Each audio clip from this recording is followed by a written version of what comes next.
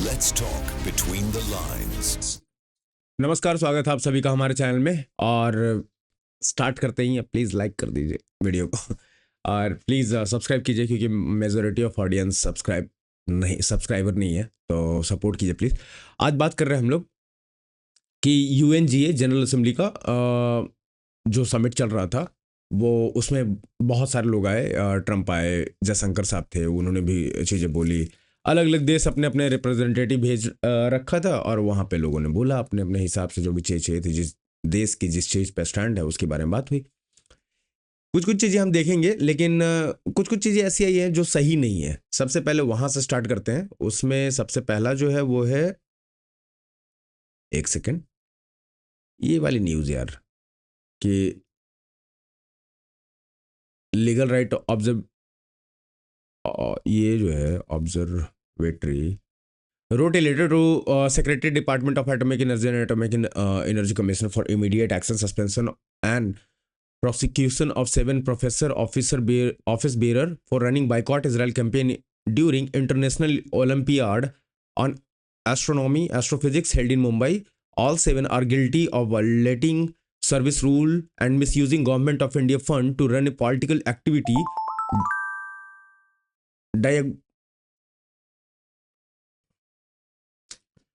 diagonally opposite of India foreign policy. We have also approached Department of Space, Ministry of Higher Education and Department of Science and Technology to seek repayment of fund given for IOA 2025 for its misuse.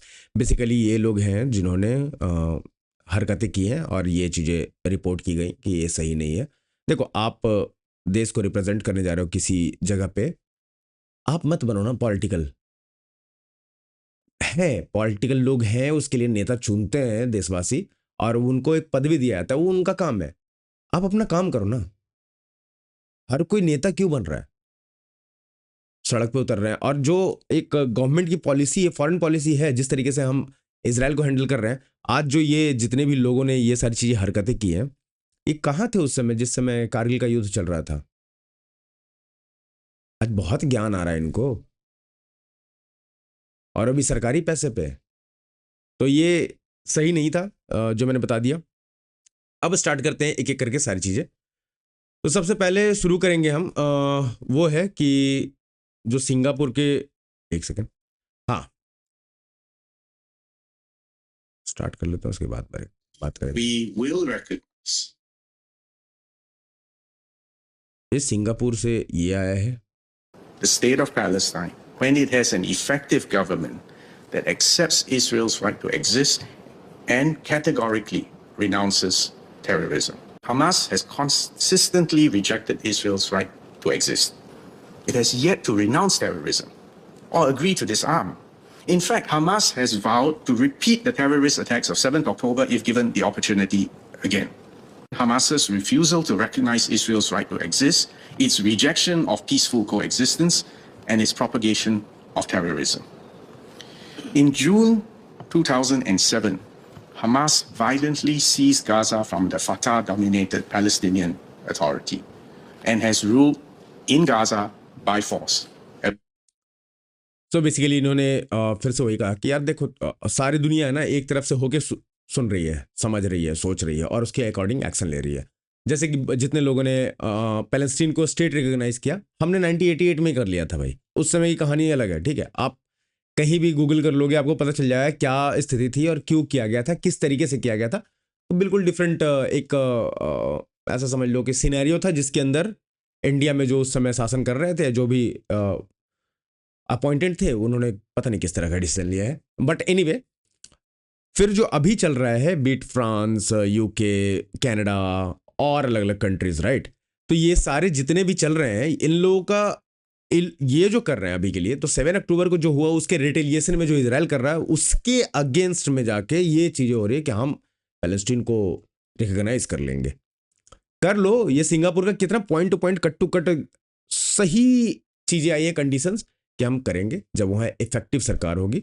अब उन्हें भी, Palestine को भी समझ में आ रहा है, ऐसे पैलेस्टीन जैसा कोई जगह है नहीं, लेकिन ये क्या चाहते हैं कि जो इजराइल का जो पार्ट है उसमें एक और देश निकाल दिया जाए, एज यूजुअल वेस्टर्न सोच, राइट। तो उसमें एक और देश निकाल दिया जाए और उसको पैलेस्टीन कर दिया जाए। टू नेशन थ्योरी, जो इंडिया पाकिस्तान हो रहा है वो होता रहेगा, या इंडिया बांग्लादेश हो रहा है वो होता रहेगा। टू स्टेट थ्योरी अभी तक के जहां जहां हुआ है शायद ही कहीं सॉल्यूशन जैसा मिला है वो, राइट। यूएसएसआर टूटा, यूक्रेन अलग हुआ, आज देख लो टू स्टेट थ्योरी का क्या सीन है। अगर दो स्टेट उन दोनों देशों के बीच सिर्फ देखें, यूएसएसआर तो अलग अलग देशों में टूटा था, बहुत सारे देश टूटने के बाद भी यूएसएसआर को ही मानते हैं कि भाई उसी तरीके से चलते हैं, वही सारी कल्चर है वहां पे। लेकिन कुछ है जो ऐसे बैक है। तो टू स्टेट थ्योरी इसकी गारंटी कौन लेगा कि हाँ चल बन जाएगा उसके बाद सही हो जाएगा? अभी तक के नहीं था क्या वो? इजराइल था, गजा का जो गजा स्ट्रिप था, ये जो भी वेस्टर्न एरिया जो भी चीजें हैं वो था ना। उसके बाद अक्टूबर 7 होता है, फिर उसके रिटेलिएशन में जो इजराइल करता है वो कर रहा है। हमास खत्म करना है उसको खत्म करेगा, हूथी खत्म करना है खत्म करेगा। इसमें दिक्कत क्या है? अब ये सारी चीजें आ रही थी, उसमें सिंगापुर का ये स्टैंड है कि भाई हम टेररिज्म को नहीं मानते, और ये पूरे एशिया का है ऑलमोस्ट इस बात पे कि टेररिज्म आई डोंट केयर। आप अगर देखो तो इसमें चाइना भी ऐसे ही खड़ा है कि टेररिज्म नहीं भाई, वो नहीं, बाकी तुम्हें जो करना है करो, ठीक है। जो है वो है, बाकी का जो हमारे बाद का कंट्री बच जाता है, एक ये बांग्लादेश से भी उछल रहा है, वो उसके यहाँ शुरू हो गया है। पाकिस्तान तो है ही चला इसका जनक, और बाकी उधर देख लो आप जितने भी हैं ये सारे आईएसआई कहीं बनाया हुआ है, किसने बनाया ये सारी चीजें, कैसे आ रही है? तो बहुत सही से पॉइंट रखा कि एक सही गवर्नमेंट लेके आओ। पहले तो पैलेस्टीन, पाकिस्तान और ऐसे जितने भी मुस्लिम कंट्रीज हैं उन लोगों को बोलो कि इजराइल को रिकॉग्नाइज करें, ठीक है। यही नहीं, आप सोचो जितने भी अभी तक वक्तव्य आए हैं अलग अलग देश से, वो उन सारे देशों से आए हैं जो मुस्लिम कंट्री नहीं है, नॉन मुस्लिम देशों से आए हैं। मुस्लिम कंट्रीज अभी तक के स्टेट ऑफ पैलेस्टीन को रिकॉग्नाइज नहीं किया है।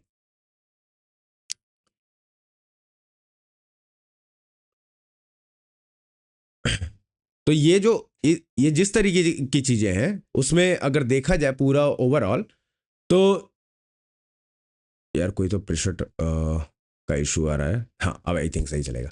तो जो मुस्लिम कंट्रीज है वो नहीं कर रही, जो वेस्टर्न कंट्रीज है वो कर रही है।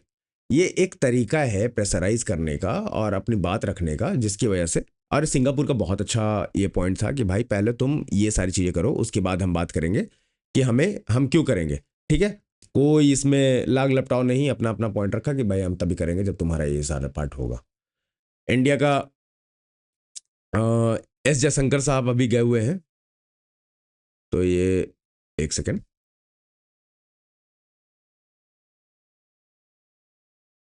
like minded global south countries in New York। तो एक सेकेंड, हाँ तो ये आप देखो, हाँ ये यहाँ अभी एक समिट था, उसमें क्या मीटिंग था जिसमें, और इन्होंने अपने अपने अपने सारे पॉइंट रखे इंडिया से रिलेटेड जितने भी थे, और इस पे क्या क्या बात हुई इस पे देख लेते हैं, ठीक है। जो बात हुई है इन्होंने बताया, खुद ट्वीट करके बताया है कि delighted to meet countries in New York on the sidelines of UNGA, वही UN जनरल असेंबली 80 का जो भी चीज़ें चल रही थी, उसके बाद इनका ये मीटिंग हुआ है in the face of of concern and multiplicity, okay natural global south. अच्छा ठीक है, तो इन्होंने क्या कहा कि जो ग्लोबल साउथ का जो पूरा कंसर्न है, इसमें जो भी चीज़ें अभी आगे बढ़ रही है अलग अलग देशों से, इसमें हर चीज़ आई, खासकर क्योंकि ये UN का समिट है तो इसमें टेररिज्म, ये सब हॉस्टिलिटी, ये सब आएगा, ठीक है। इसके बारे में बात होगा। Utilise existing forum to strengthen conciliation among global south views, global south with view of enhance solidarity and encourage collaboration, bring to the table specific strength, experience and achievement we may have developed that can benefit fellow global south nation. Vaccines, digital capabilities, education capabilities, argo practice and SME culture are good example. In area like climate action and climate justice, come up with initiative that serve the global south rather than justify global north, ठीक है। और ये सारी चीज़ जो India कर रहा है उन सारी चीज़ों से बोला कि भाई बाकी के ग्लोबल साउथ कंट्री अगर चाहे तो हमसे जुड़ सकते हैं और इसका बेनिफिट ले सकते हैं। ये सिर्फ इंक्लूसिव हमारे तक नहीं है, हमने इसे अपनाया, ये सक्सेसफुल रहा, आप अपने देश में करके देखो, आपके अभी अगर सक्सेस रहेगा तो वाई नॉट। चाहे आप ग्रीन एनर्जी की बात कर लो, इन्वायरमेंट की बात कर लो, टेक्नोलॉजी की बात कर लो, अलग अलग एआई की बात कर लो, या वैक्सीन्स की बात कर लो, मेडिकल फील्ड, जिसमें भी जितना हमने डेवलपमेंट किया, अगर आपको चाहिए तो व्हाई नॉट, आओ काम करो साथ में। ये इंडिया का एक रहा। और reform the UN and multilateralism as a whole, UN को रिफॉर्म करो और मल्टी पोलर वर्ल्ड की जो बात हो रही थी वो लेके आओ भाई। इंडिया ये सीधी सीधी बात यूएन में जाकर रख दिया कि बहुत हो गया अब तुम लोगों का, अब कुछ तुम लोगों को करना चाहिए और उसके अकॉर्डिंग जो भी चीज़ें आएगी वो लेके आओ। We don't care any more. हम अब ऐसे भी शांति से हर चीज़ नहीं मानेंगे और जो करना हो तो करेंगे ही।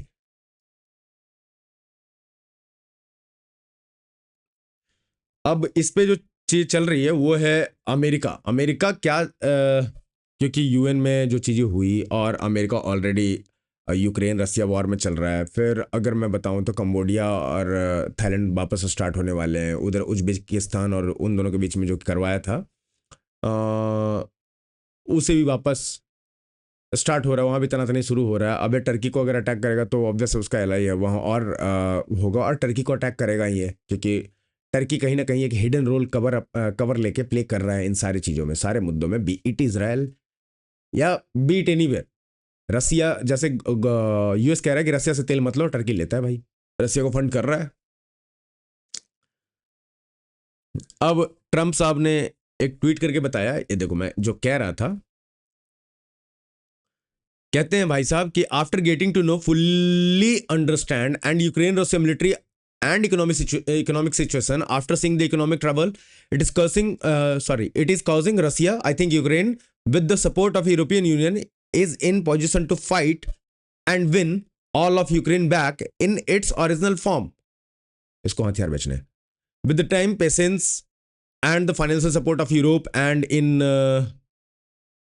in particular NATO, the original border from where this war started is very much an option. Why not? Russia has been fighting aimlessly for 3.5 years, a war that should have taken real military power less than a week to win. This is not distinguishing Russia. In fact, it is very much making them look like a paper tiger when the people living in Moscow and all of the great cities, town, district, all throughout Russia finally going, और देखो ये basically फिर से वही big bashing मतलब bashing कर रहा है। Ukraine would be able to take country in the original form and who know maybe even go further than that. Putin Russia are a big economic trouble. Putin and Russia are in big economic trouble and this is the time Ukraine to act in any event. Country will economic supply simple. Last क्या है? We will continue to supply weapon to NATO for NATO to do what they want with them. Good luck to all. Donald J. Trump, President of United States of America. ये NATO को देते रहेंगे हथियार, NATO को जो करना करे। अब नाटो उसको जैसे भेजना है यूक्रेन तक भेजेगा और वहां वॉर कंटिन्यू होगा। यूएस का जो स्टैंड है वो क्लियर होता है भाई साहब के ट्वीट से कि यूएस क्या चाहती है। यूएस नहीं चाहती कि वॉर रुके। यूएस चाहती है कि बस इसमें जो भी चीजें चल रही है वो अपने हमारे अकॉर्डिंग सही रहे, हमारे साथ सही रहे, और हम जो कह रहे हो मान ले, नहीं तो फिर हम ऐसे ही करेंगे। इकोनॉमी कह रहे हैं कि रसिया को डुबा देंगे और उसके लिए पूरे जितने भी तैयारी की जा सकती थी अमेरिका कर रहा है। ऐसा नहीं कि सिर्फ बोल रहा है, कर रहा है। वो प्रेशराइज कर रहा है, वो इंडिया को अलग अलग जगह पे घेर रहा है। बहुत बड़ा एलाई है इंडिया रसिया का। चाइना को घेर रहा है, चाइना एक अच्छा एलाई है रसिया का। और उधर से नाटो को हथियार दे रहा है ताकि यूक्रेन को पास किया जाए, और ये कह रहा है कि इतने दिन में तो जीत जाना चाहिए था रसिया को। बट रसिया क्या कर रहा है? रसिया खेल रहा है, राइट। रसिया पेपर का टाइगर है, कागज का सिर। तो ठीक है, ये अब कहा है इन्होंने, अब देखो कितना तेज होता है बिम बम बुड़ुम। ठीक है, एक बार मैं चेक कर लेता हूँ कोई आया है क्या इस ट्वीट के बाद रसिया का, क्योंकि वहाँ तो काम शुरू है भाई, वहाँ काम शुरू है। और Livius press secretary says the issue with the escalator teleprompter and the audio at the UN doesn't look like a coincidence. तो इसका टेलीप्रॉम्प्टर माइक वगैरह सब खराब दिया जब ट्रम्प गया, तो उसके लिए फिर शुरू हुआ।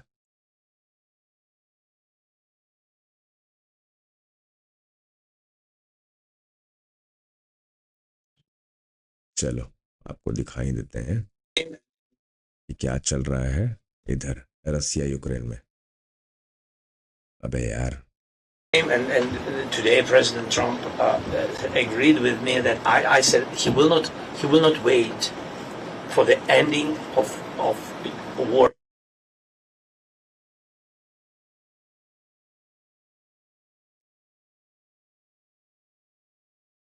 ये क्या हुआ? in Ukraine. He will try to find weak places in Europe, in NATO countries. He will try to do it. I said previous our meetings. I said I don't know what format he will choose to find. And today President Trump. तो अगर आप देखोगे, एक second इसको बंद कर ले। अगर आप देखोगे तो इसकी इतनी फटी पड़ी है कि देखो क्या क्या बकवास, मतलब बकवास नहीं, ये अपने हिसाब से जो इसका डर है वो रख रहा है। और क्या चल रहा है यार, अमेरिका इसे शांत करने आया था। अमेरिका अभी खुद से यूएन में बोला कि यार मैंने जितने वॉर शांत किए उसमें फिर से इंडिया और पाकिस्तान का नाम भी लिया। आते हैं उस पर भी आते हैं, इंडिया पाकिस्तान का नाम के लिए। एक सेकंड देख लेते हैं। अरे एक दो प्रॉब्लम रहे तब तो।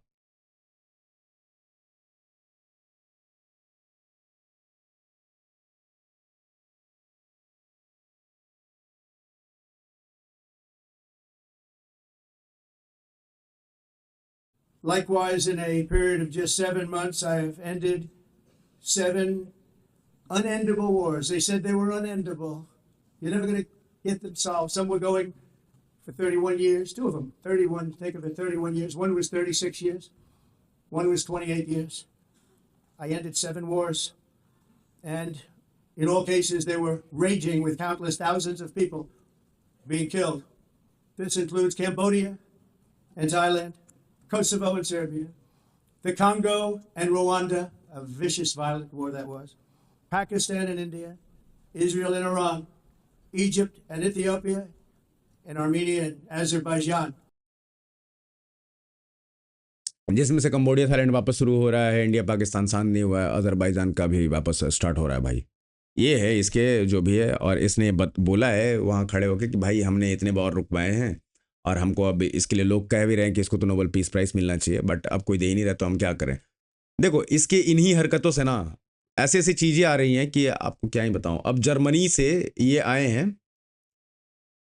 जर्मनी से वीडियो आया, ये सुनिए आप पहले Talk फिर मैं about बताऊंगा। Indians working in Germany. Indians are amongst the top earners in Germany. The average Indian working in Germany earns more than the average German working in Germany. And that's pretty good news. Because a high salary means that Indians are contributing big time to our society and our welfare. We believe in hard work and we believe in giving the best jobs to the best people. Our migration policy works a bit like a German car. It's reliable, And it is predictable. modern, it is predictable. It will go in a straight line with no zigzags. And you don't have to fear a full brake at a top speed. We do not change our rules fundamentally overnight. Highly skilled Indians are welcome in Germany. If you want to find out what Germany has to offer, click on the link tree below. I'm sure you'll find. तो ऐसा कुछ है Germany से। इन्होंने बोला कि हम German car के जैसा हमारा फॉरेन पॉलिसी रातों रात नहीं बदलता, रिलायबल, मॉडर्न, प्रिडिक्टेबल, ऐसा है, जिग जैग नहीं जाता। तो बेसिकली सीधे सीधे ट्रम्प के ऊपर एक जर्मन एनवॉय हैं फिलिप एक्करमैन, तो इन्होंने सीधे सीधे ट्रम्प को या अमेरिका को बताया कि तुम लोग जो कर रहे हो वो ठीक नहीं है बाबू, और ये ऐसे नहीं होना चाहिए। और ट्रम्प का आपने सुन लिया, उसका एरोगेंस अभी चल ही रहा है, be it Russia be it India. फिर से इंडिया पाकिस्तान की बात हुई, जबकि पाकिस्तान ने खुद, इस अकदार ने कहा कि नहीं कोई थर्ड पार्टी मीडिएशन नहीं था। इंडिया तो खुल के बोला भाई कि किसी को हाउस में बोले हैं प्रधानमंत्री, तो उसके बावजूद ये बकता रहेगा, इसको जो चाहिए इसको मिल नहीं रहा है और वो मिलेगा भी नहीं। जो हरकतें जिस तरीके से चाहिए इसको वो नहीं मिलेगा, ठीक है। ये टर्की ये वापस कश्मीर का जिक्र किया है। The Afghan people at all times. Esteemed friends, in South Asia, we consider the preservation of peace and stability to be of utmost importance. We are pleased with the ceasefire achieved following the tensions last April between Pakistan and India, the tension which had escalated into a conflict. It is important to see a cooperation between the two countries when it comes to counterterrorism. The issue of Kashmir should be resolved on the basis of resolutions of the UN for the best for our brothers and sisters in Kashmir through dialogue, we hope. In the continent of Africa, from education to health.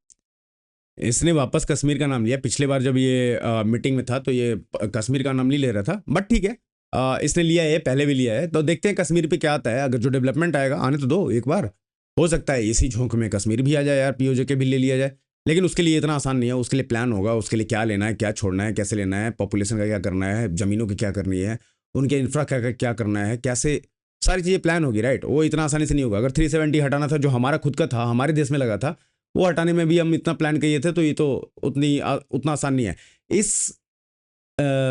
ये जो तुर्की वाला है, ये Erdogan, इसका सुलग के राख इसलिए हो रखा है, इसके ड्रोन्स आए, हमने सबके सब बत्ती बना दिए, कि बत्ती बना के वापस दे दिए कि जे ले भाई, जहाँ डालना डाल ले अपना वापस, यही था तेरा ड्रोन, कोई एयर डिफेंस, सारे मार के तोड़ दिए। इसका बहुत इसने छाती पीट रखा था। तुर्की का ड्रोन तुर्की बन गया, वही मुर्गियों जैसे हाल हो गया, टर्की मुर्गियों जैसे, जो मुर्गियों का हाल होता है, ड्रोन का भी वही किया हमने। एक भी ड्रोन ब्रीच नहीं कर पाया हमारा सिक्योरिटी, ठीक है, बॉर्डर सिक्योरिटी, एक भी ड्रोन ब्रीच नहीं कर पाया पूरे वॉर में, और इन्होंने हजार एक बार में भेजे भाई, लेकिन नहीं कर पाए। तो इसकी, और उसके बाद जो इंडिया ने अलग अलग जगहों से इसकी लेनी शुरू की है। अब भूकंप आया तो हमने फिर से वापस ऑपरेशन दोस्त नहीं चलाया। इसके यहाँ आग लगी पड़ी थी, हमें कोई लेना देना नहीं है। और ऐसे भी अब ये पाकिस्तान का इलाका है, तो पाकिस्तान के पास जाए, उम्मा करे, जो करना करे। और इसने अभी कश्मीर के लिए बोला है, तो ठीक है। अभी तो साइप्रस हम पहुँचे कहाँ हैं, राइट। मोदी जी एक ही बार तो साइप्रस गए हैं, ये कश्मीर में आके भौंक गया ना। अब देखो साइप्रस में डेवलपमेंट होगा। इस भाई को तो हम लोग थैंक यू कहेंगे कि बहुत बढ़िया भाई। दूसरी तरफ से अजरबैजान और आर्मेनिया वाला है, वो ऐसे कैसे शांत हो जाएगा भाई, हो ही नहीं सकता। वो एक उसमें से तुर्की का लंगोट है, और दूसरा कहता है कि हमें इस सबसे नहीं लेना देना है, वो हमसे हथियार ले रहा है, हम उसको हथियार बेच रहे हैं। तो साइप्रस और वो अजरबैजान अभी है, और चीज़ें डेवलप होगी। अब देखो, अब इसमें मिडिल एशिया में ऐसा समझो कि खुद अमेरिका एंटर करना चाहता है। जो तापी पाइपलाइन है, मतलब तुर्कमेनिस्तान, अफगानिस्तान, पाकिस्तान, इंडिया, ये जो पाइपलाइन है ऐसे जाने वाला है, उसके ऊपर बहुत बड़ा संकट है। डेवलपमेंट उतनी नहीं आई, उस पर बात करेंगे हम। जो हम उस दिन बोल रहे थे गवादर क्यों बंद किया, इससे क्या क्या होगा, सेंट्रल एशिया हमारा छूट जाएगा, ब्ला ब्ला ब्ला चीज़ें, पूरा एक है जो चल रहा है। और ये भाई का तो लंगोट जो सीधा किया जाएगा, ये देखने वाली होगी। कोई बात नहीं। कल के दिन बेसिकली 1918 में इंडिया के सोल्जर्स गए थे हाइफा का युद्ध लड़ने इजराइल में, और इजराइल ने इसे बहुत सराहा है, अपने हिस्ट्री की बुक में पढ़ाता है, अलग अलग तरीके से सम्मानित भी किया गया है, वहाँ मूर्तियाँ बनाई गई है, ब्ला ब्ला, अलग अलग चीज़ें की गई हैं। और एक दोस्ती का जो वो स्टार्ट होता है, उसके पहले से था, बट हाँ वहाँ से कुछ ये होता है कि भाई हम सिर्फ ये नहीं कि डिप्लोमेटिक दोस्त हैं, हम एक दूसरे के युद्धों में मदद करके तुम्हारे लिए हम खड़े रहेंगे। जब हमने हाइफा में करा, जिस समय जब हमारे राजा गए थे वहाँ, और same kind of thing Israel बार बार हमारे साथ करता है। इंटरनल बात मैं बताऊँ तो ऑपरेशन सिंदूर में भी कुछ इजरायली आए हुए थे यहाँ, जिन्होंने हमारी मदद की है इस फाइट को लड़ने में, ठीक है। अब किस तरह से की, क्या की है, बहुत ये ही बताना, मतलब इसका कोई तथ्य नहीं है, कोई फैक्ट नहीं है इसका कि मैं आपके सामने रख दूं, बट है ऐसा कि लोग हेल्प करते हैं। इजराइल खासकर जमीन पे उतर के हेल्प करता है, और हमारा भी यही सेम होता है कि हम भी जमीन पे उतर के हेल्प करें इजराइल की। इजराइल में इतना क्राइसिस होने के बाद भी हम अपने वर्कर भेजे हैं वहाँ पे काम करने के लिए, जाओ तुम वहाँ काम करो, और वहाँ काम कर रहे हैं। हमने पोर्ट खोल रखा है कि इंडिया की प्रॉपर्टी है, यहाँ टच नहीं होना चाहिए। इजराइल अस्त व्यस्त है, तो उसे इकोनॉमिक तरीके से कैसे हम सेटल करके और सही तरीके से सपोर्ट करते हुए निकले। युद्ध तो सामने सामने लड़ नहीं सकते हैं, हंगामा हो जाएगा, सेम एज रसिया में भी नहीं कर सकते। बट हम दोनों अपने जो अच्छे मित्र देश हैं उनको सपोर्ट कर रहे हैं, और इस चीज़ को इजराइल मानता भी है, जो कि बहुत अच्छी बात है। इतना सारा सीरियस टॉक हो गया है, आइए आपको ये दिखाते हैं। इसमें साउंड नहीं होता है ऐसे वीडियोस में। ये सकदार है, ये भिखारी, बड़ा भिखारी, छोटा भिखारी, ठीक है। इससे कह रहा है नहीं, डॉलर अगर देना है तो $500 ही लूँगा, उसके नीचे $499 भी नहीं लूँगा। अरे मुझे पूरा देश चलाना है। ये कह रहा है अबे 101 ले और निकल यहाँ से चुपचाप, 500 कहाँ से ला के दे दे। ठीक है, ऐसा करके कुछ बात चल रहा है इनका। तो ये हैं भैया तुर्किस्तान के प्राइम मिनिस्टर बसड़ा पप्पू। शशि थरूर साहब का भी एक आया, और ये सारी अमेरिका से रिलेटेड हैं, और ये सारे इतने डेवलपमेंट हुए हैं कि 5 members of the U.S. House of Congress who happened all to be from the Democratic Party, and 4 of them were from California, but they had tremendous interest in India.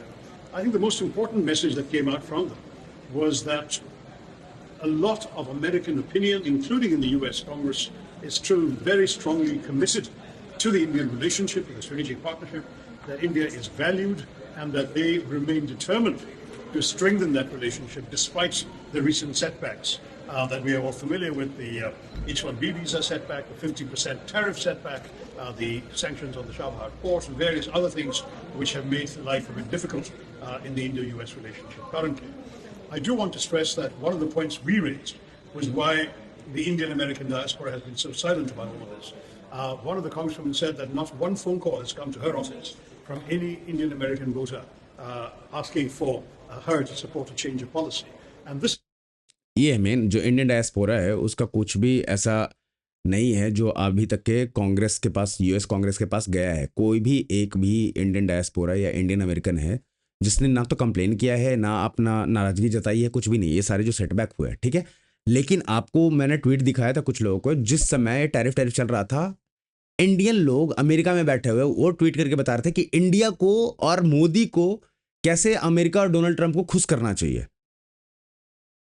सोच के देखो ये। और चलो अगर बीजेपी के होता, बीजेपी का कोई इंसान होता तो हम कह भी लेते कि यार बीजेपी वाले ऐसे बोल रहे होंगे, but he Shashi Tharoor bro from Congress. 5 US कांग्रेसी ने ऐसा बोला है, कांग्रेसमैन ने।